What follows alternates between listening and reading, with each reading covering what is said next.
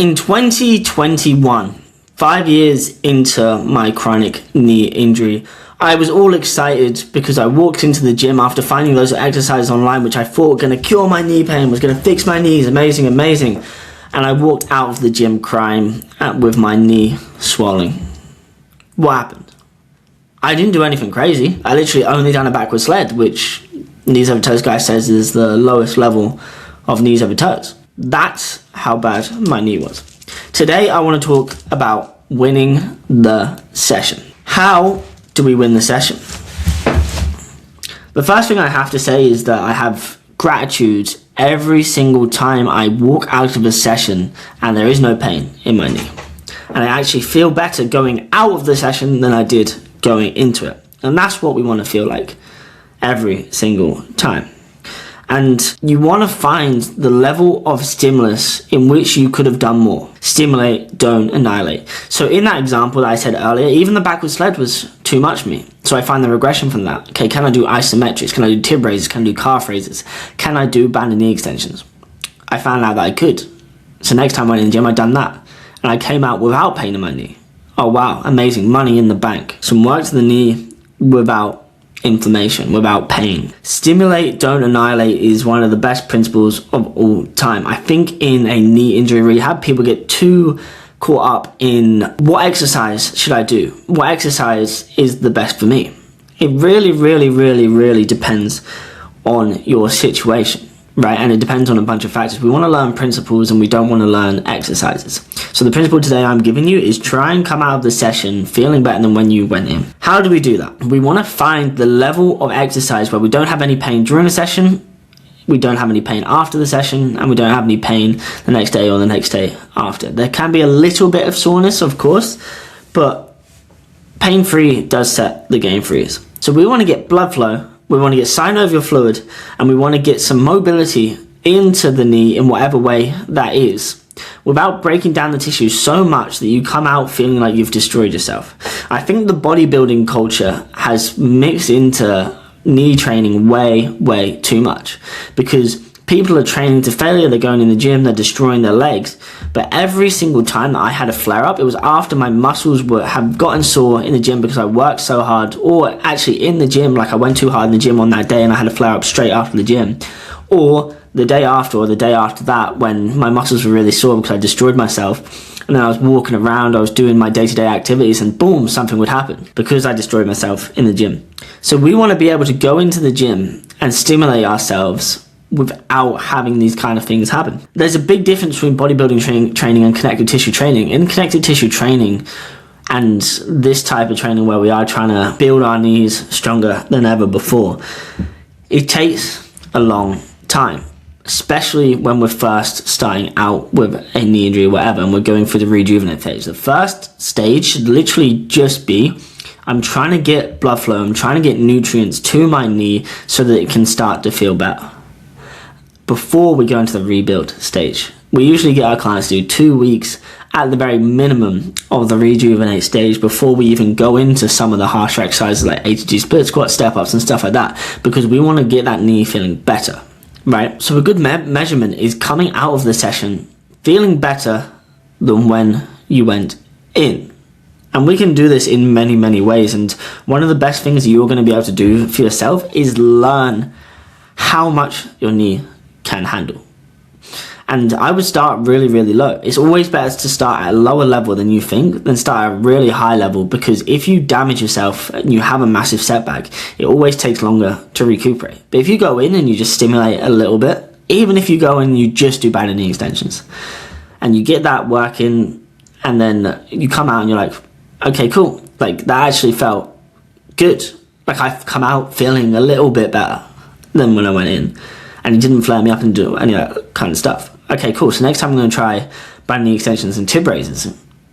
Oh wow, yeah, that feels fine as well. Band knee extensions, tib raises and calf raises. Wow, and then isometric. Wow. And it's just this constant application of a tiny bit more over a long period of time. Don't jump from 0 kg on a squat to 40 kg on a squat on one day just because you're feeling good. Like, you should not increase the load loads and loads and loads. Like, this really should be done over a long period of time, long-term adaptation, because this is the issue that I see in a lot of people, is that they're used to progressing their muscle in the way that their muscle progresses. So in a bench press, you could maybe add like a 1.25 kilos every single time. And if you got noob gains, you can probably even add more than that. And you can go from 20 kg bench press to 6 kg bench press in 6 months. But when we're talking about the connective tissue, the tendons, the ligaments, the meniscus, the cartilage, all this kind of stuff, it adapts, but it adapts slowly over time. So we need to just stimulate it, give it nutrients, give it a little bit of something, go away, come back, do it again, go away, come back, do it again for a long period of time, and let that adaptation add up. Because you're going to feel so much better over time from doing that. This is one of the biggest lessons I've learned. I've re-injured myself so many times. And most of it has been on my own doing.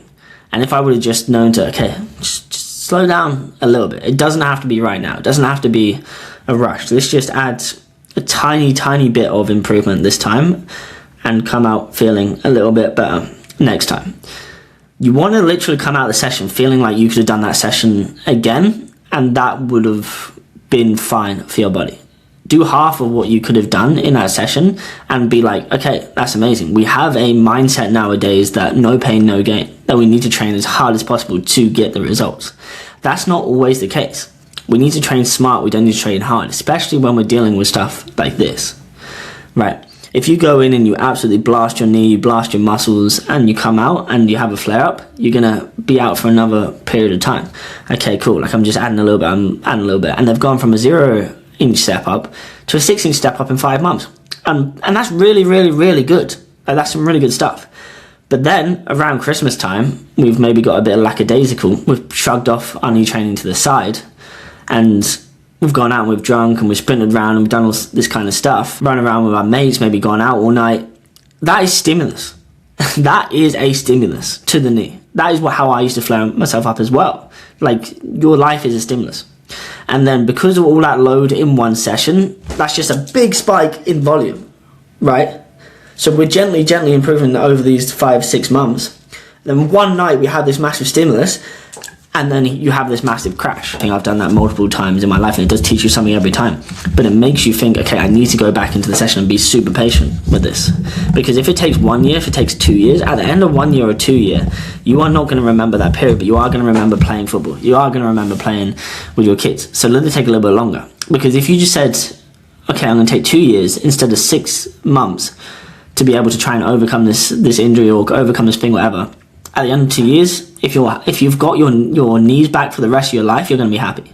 But if you spend 6 months doing it and then you go back to your sport, or you go back to a high level of intensity, or you go too hard on the squat, even though your coach has said don't go too hard on the squat. So I felt good, so I went up to 50 kg, and then you have that setback. It takes time to get back to that level. So if you're in that as well, like, have grace for yourself. Like, you're a human being, you make mistakes, like, that's absolutely fine. But now it's a lesson. It's a lesson to take longer, to every time that we go into a session, feel better coming out than when we go in. And that's why, a lot of programs I like it. Like, ATG Zero is 3 days a week, and it's not too intense. And people are like, how is this going to help my knee? But people don't understand the principle of it's getting nutrients to the actual knee joint itself 3 times a week at a low level. People are too worried about muscle training and training to failure and absolutely destroying yourself, when we should be looking at low-level intensity stuff. And there's been a load of systems that have done this in the past, but this is one of my favorite things that I have done for myself, is just relaxed a little bit. So I just wanted to come on and talk about that and just have you think about these ideas and have you think about this, because I would have wanted to know this.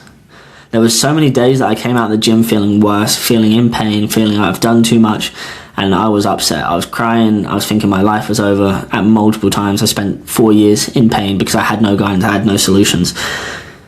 If I would have known the principles that I talk about on these videos, then things would have been different for me. If I would have known, okay, do these exercises and go in and just stimulate, and then come out and then just think about the long term. Amazing. Like, we can do this. Don't rush into football straight away. Build up your football really, really, really slowly. These principles apply to everything. It's not just strength training, it's football as well. If you do all your strength training for 6 months and then you go, okay, like I feel amazing, like I'm going to go back to football, 90 minutes, boom, injury. How about you do 5 minutes? How about you do 6 minutes? How about you do 7 minutes, 8 minutes, 9 minutes, 10 minutes, and you build it up over 6 months. And then at the end of 6 months, you're back to football, and you could maybe think, oh, I could have done that a little bit faster. Or you could just be happy that you're back. Kadeem is the prime example of this. He could have gone back to football earlier. Like, he has played football a lot previously. Like, even like probably a year ago, he could have started getting back into it. But what he said is, I'm going to spend another year, and I'm going to build up, and then I'm going to go back to football. So he took an extra year out, and he built to levels of ability that I haven't seen many people get to.